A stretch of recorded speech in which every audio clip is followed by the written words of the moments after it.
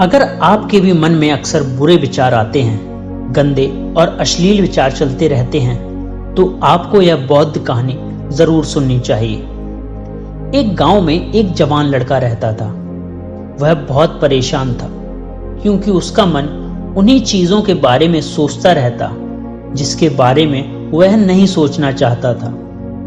वह अपनी छोटी छोटी खुशियों के लिए अपने दिन का ज्यादातर समय बर्बाद कर देता और फिर बाद में इसके लिए पश्चाताप करता। लेकिन वह ना चाहते हुए भी अगले दिन फिर उन्हीं आदतों को दोहराता। वह अपने माता पिता का अकेला लड़का था। माता पिता भी धीरे धीरे बूढ़े हो रहे थे और वह जवान, लेकिन वह कुछ भी ऐसा नहीं कर पा रहा था जिससे उसके माता पिता को उस पर गर्व हो। वह जानता तो था कि वह अपने समय और जिंदगी के साथ गलत कर रहा है, लेकिन वह बहुत कोशिश करने के बाद भी खुद को बदल नहीं पा रहा था। वह अपनी समस्याओं के बारे में दूसरे बड़े लोगों को बताता और लोग उसे तरह तरह के सुझाव देते, लेकिन फिर भी कुछ भी बदलाव नहीं आ रहा था। अब तो उस लड़के को भी ऐसा लगने लगा था कि उसका बाकी का जीवन ऐसे ही मानसिक बोझ और बुरी आदतों के साथ बीतने वाला है। इसीलिए वह अब बहुत ही उदास और परेशान हो गया था। एक दिन ऐसे ही वह अपने विचारों में खोया हुआ था और अपने गांव के तालाब के किनारे बैठा हुआ था। तभी पीछे से उसका एक मित्र भागता हुआ आया और बड़े उत्साह से उसके कंधे पर हाथ रखकर बोला, मित्र, मुझे तुम्हारी समस्याओं का समाधान मिल गया है।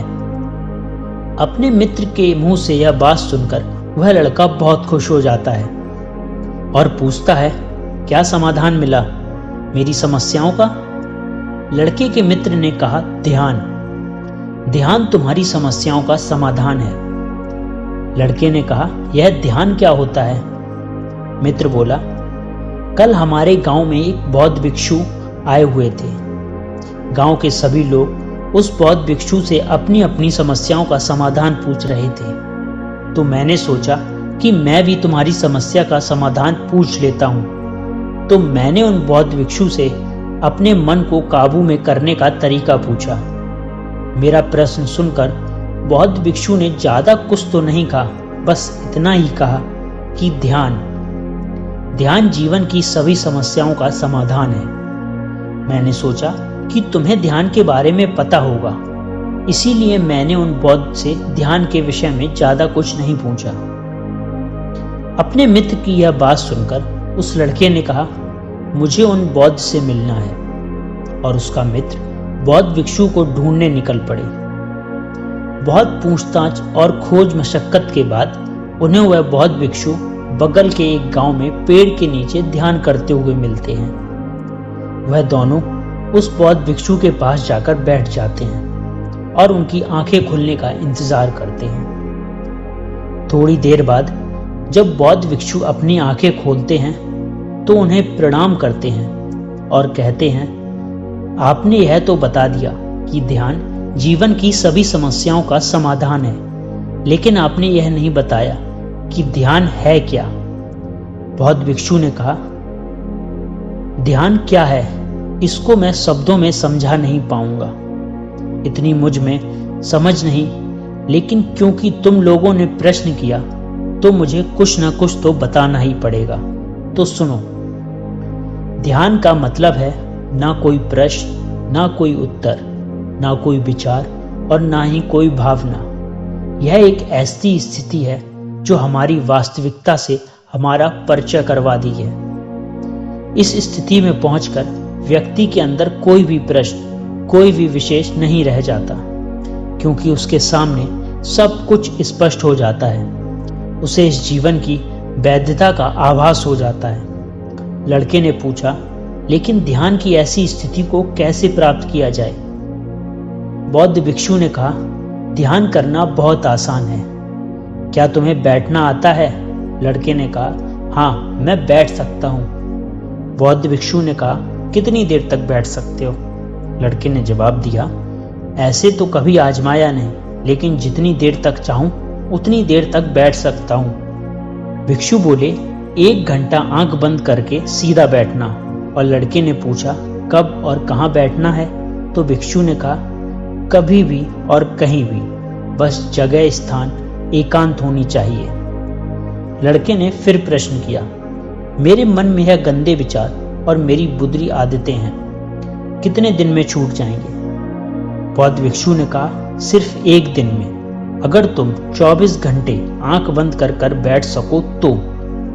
फिर वो लड़का वापस अपने घर आ जाता है और ध्यान करने बैठ जाता है। जैसे वह अपनी आंखें बंद करके बैठता है, उसके मन में तरह तरह के विचार उठने शुरू हो जाते हैं, जैसे ध्यान करने से सचमुच कुछ फायदा होगा? मैं अपनी बुरी आदतों को छोड़ पाऊंगा या नहीं? आखिर सभी लोग मेरी इज्जत कब करेंगे? मैं तो उससे प्रेम करता हूं, लेकिन वह मुझसे प्रेम क्यों नहीं करती? मैं ऐसा क्या करूं कि बहुत सा धन कमाऊं और अपने गांव का सबसे अमीर व्यक्ति बन जाऊं? इसी तरह के और भी विचार के मन में लगातार उठने लगे। फिर उसे ध्यान आया कि भिक्षु ने कहा था, ध्यान की अवस्था में कोई विचार, कोई भावना नहीं होती। अपने विचारों को रोकने का प्रयास करने लगा, लेकिन तब बहती नदी के पानी को कभी रोक पाया है?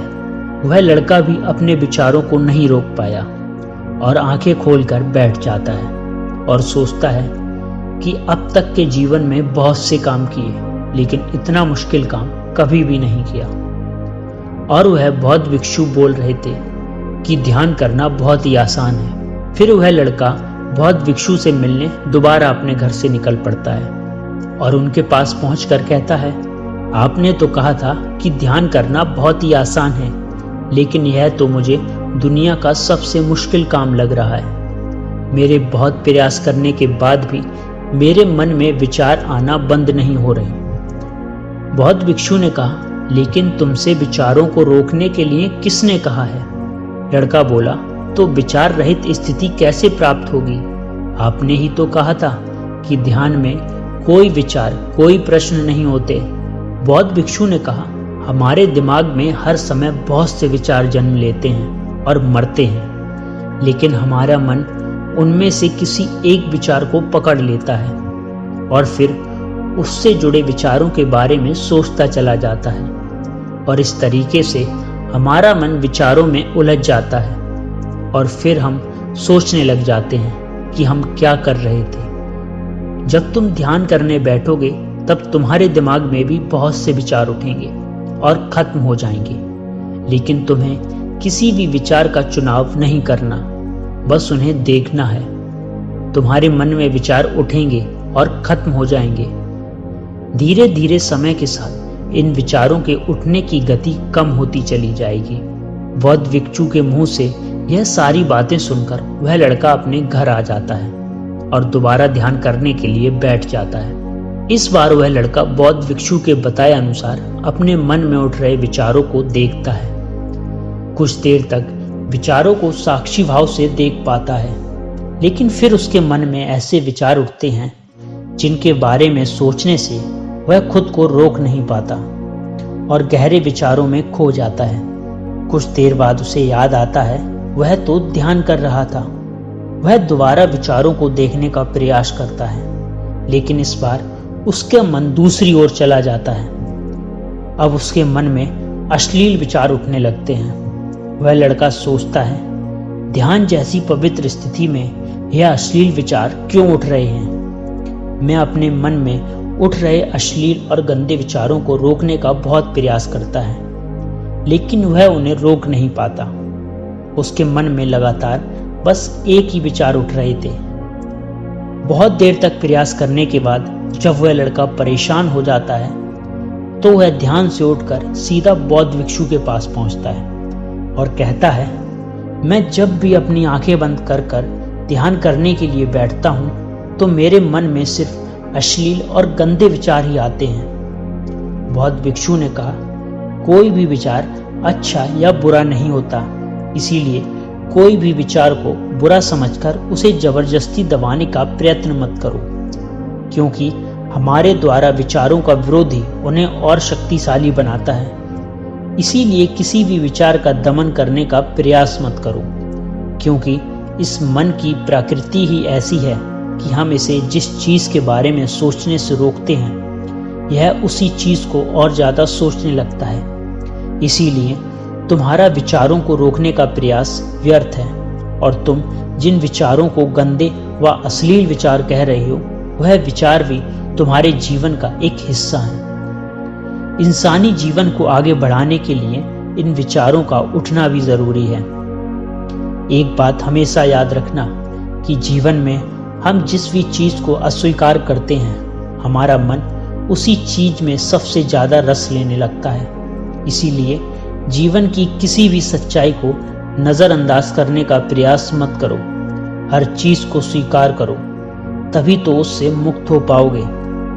लेकिन इसका मतलब यह नहीं कि तुम हर समय काम वासना के विचार में ही डूबे रहो। तुम्हें समझना होगा कि काम वासना हमारे जीवन का एक छोटा सा हिस्सा मात्र है, पूरा जीवन नहीं। जीवन के इस पहलू को भी स्वीकार करो और आगे बढ़ो, क्योंकि जीवन में इसके आगे भी बहुत कुछ जानने के लिए है। लड़के ने कहा, लेकिन हमारा मन हमारे सामने इतनी चाली क्यों चलता है?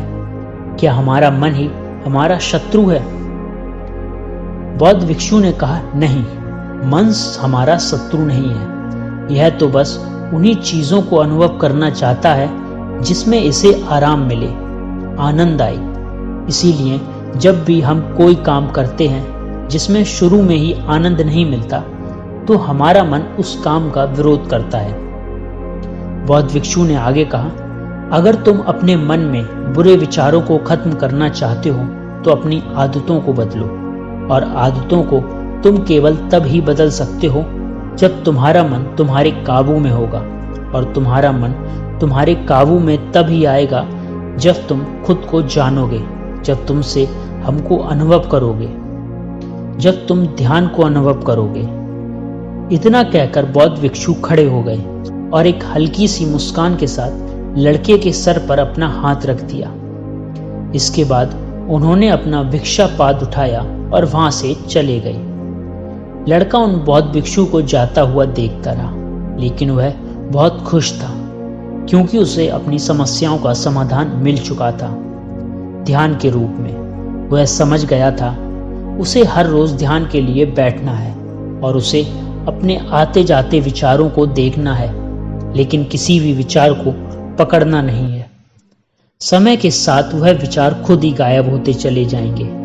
साथ ही वह यह भी समझ गया था, कोई भी विचार अच्छा या बुरा नहीं होता, विचार सिर्फ एक विचार होता है। इसीलिए विचारों का विरोध करना भी व्यर्थ है। दोस्तों, मुझे उम्मीद है कि आपको इस वीडियो में बहुत कुछ सीखने को मिला होगा। गौतम बुद्ध का आशीर्वाद। एक बार गौतम बुद्ध के पास उनका प्रिय शिष्य पहुंचा। बुद्ध ध्यान अवस्था में बैठे थे। शिष्य के पहुंचने पर उन्होंने आंखें थोड़ी सी खोली और पूर्ण से आने का कारण पूछा। तो उसने कहा, मैं धर्म प्रचार के लिए जाना चाहता हूं, आपकी आज्ञा चाहिए। बुद्ध मुस्कुराए और कहा, पूर्ण, धर्म की राह बहुत मुश्किल है। तुम लोगों को अच्छी बातें बताने जाओगे और लोग तुम पर नाराज होंगे, हो सकता है कि अपशब्द भी कहें। इस पर पूर्ण ने कहा, कोई बात नहीं, मैं यह सोचकर उनकी बातों पर ध्यान नहीं दूंगा कि उन्होंने अपशब्द ही कहे हैं, पिटाई तो नहीं की। बुद्ध बोले, हो सकता है कि लोग हाथ उठा दें। पूर्ण ने फिर कहा, तब मैं यह सोचकर उन्हें क्षमा कर दूंगा कि उन्होंने मुझ पर शस्त्रों से प्रहार तो नहीं किया। बुद्ध फिर बोले, हे पूर्ण, हो सकता है कि कुछ लोग तुम पर शस्त्रों का भी उपयोग करें। उसने फिर उत्तर दिया, तब मैं यह सोचकर उनके प्रति कोई प्रतिकार की भावना नहीं रखूंगा कि उन्होंने मुझे मारा, पर जान से तो नहीं मार डाला, मुझे जीवित छोड़ दिया। बुद्ध ने फिर कहा, और यदि तुम्हारे प्राण ही ले लिए तब? पूर्ण ने तत्क्षण सिर झुकाकर कहा, तब मैं उनका आभारी रहूंगा कि उन्होंने धर्म के मार्ग पर मेरे प्राणों का उत्सर्ग करने में मेरी सहायता की। मैं उनके प्रति कृतज्ञ रहूंगा। तब बुद्ध ने आंखें खोली और आशीर्वाद देकर अनुमति दी तथा पूर्ण से कहा, अब तुम धर्म प्रचार करने के पात्र हो। जो किसी में भी कोई दोष ना देख सके वही सच्चा है। अच्छाई के मार्ग पर चलना बहुत मुश्किल काम है। जो इस राह पर चलता है उसके मार्ग में अनेक बाधाएं आती हैं, लेकिन जो व्यक्ति किसी में भी दोष ना देखे वही बाधाओं को सहजता से पार कर अपने लक्ष्य को पूरा कर पाता है। एक बार गौतम बुद्ध जब वन से गुजर रहे थे, तब एक राक्षसी हाथ में तलवार लेकर प्रकट हुई और कहा, अरे बुद्ध, आज तुम्हारे प्रेम को मेरी घृणा के सामने झुकना ही पड़ेगा। आज तुम्हारे जीवन का अंतिम दिन है। बुद्ध ने मुस्कुराते हुए उत्तर दिया, मैं घृणा, उपहास और देश के आगे नतमस्तक नहीं होऊंगा। मैं निंदा, प्रशंसा अथवा उपहास किसी से भी प्रभावित नहीं होता। तुम मुझे इतनी घृणा करती हो, पर मैं तो तुमसे भी प्रेम करता हूँ। राक्षसी ने पूछा, तुम मुझसे प्रेम क्यों करते हो? बुद्ध बोले, मैं तुम में माँ का रूप देख रहा हूँ, और माँ तो प्रेम का रूप होती है, उसमें हिंसा हो ही नहीं सकती। इतना सुनते ही राक्षसी के हाथ से तलवार गिर पड़ी और बोली, हे बुद्ध, तुम धन्य हो।